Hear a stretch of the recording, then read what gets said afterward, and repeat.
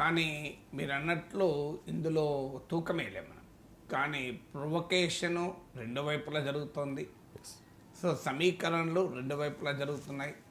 So అందువల్ల సమస్య ముందుకు వస్తుంది.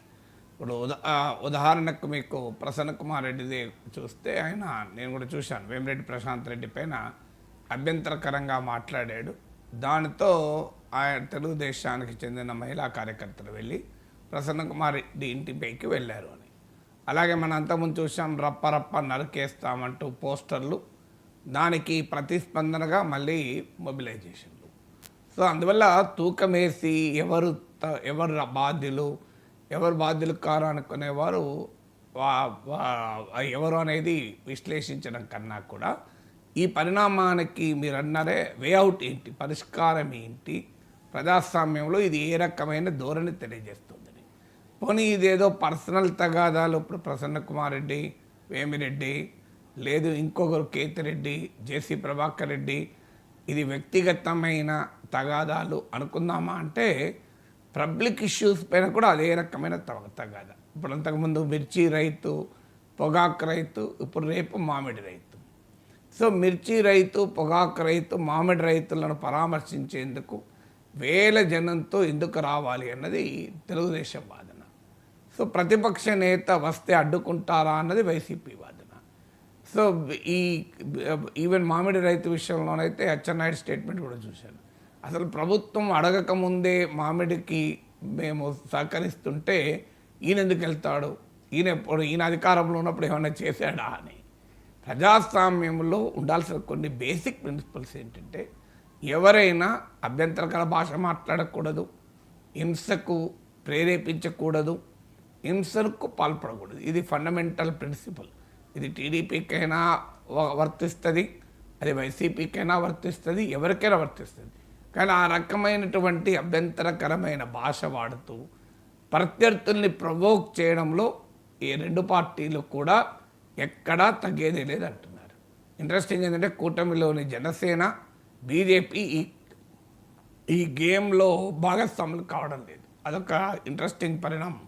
అందుకే తెలుగుదేశం వైసీపీగా నడుస్తుంది తప్ప కూటమి వర్సెస్ వైసీపీగా ఎక్కడా నడవలేదు మీకు ఇది. మరి కారణాలు ఏదైనా జనసేన, బీజేపీ ఈ పాలిటిక్స్తో, ఈ పోలరైజేషన్ పాలిటిక్స్తో ఐడెంటిఫై కావడం లేదు ఎక్కడా కూడా. అది రాష్ట్ర స్థాయిలో కావడం లేదు, క్షేత్రస్థాయిలో కూడా కావడం లేదు. ఏదో కొన్ని సందర్భాల్లో అది పెద్ద ఇష్యూ వచ్చాక రియాక్ట్ కావడం మినహా. ఇక రెండవది ప్రజా సమస్యలపైన రియాక్ట్ కావడం. సో ప్రజా సమస్యలపైన రియాక్ట్ అయ్యేటప్పుడు అధికారంలో ఉన్న వారికి తమ వర్షం చెప్పుకునే హక్కు ఉంటుంది, ప్రతిపక్షంలో ఉన్న వారికి తమ వర్షం చెప్పుకునే హక్కు ఉంటుంది, ప్రజలను సమీకరించే హక్కు ఉంటుంది, ప్రజల దగ్గరికి వెళ్ళే హక్కు ఉంటుంది. ఈ హక్కు లేదు, నువ్వు వేల మందితో ఎట్లెళ్తావు అనే హక్కు ఎవరికి ఉండదు. ప్రజాస్వామ్యంలో సమీకరణ, రాజకీయ mobilisation the cause of change అంటారు.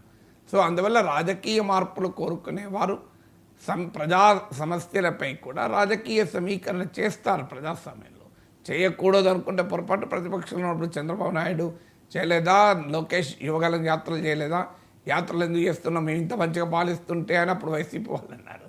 సో అప్పుడైనా ఇప్పుడైనా ప్రతిపక్ష నాయకునికి ఒక అంశం పైన నిరసన తెలిపే హక్కు ఉంటుంది, యాత్రలు జరిపే హక్కు ఉంటుంది. అది లా అండ్ ఆర్డర్ బ్రేక్ కాకుండా చూడాల్సిన బాధ్యత ప్రభుత్వం పైన ఉంటుంది.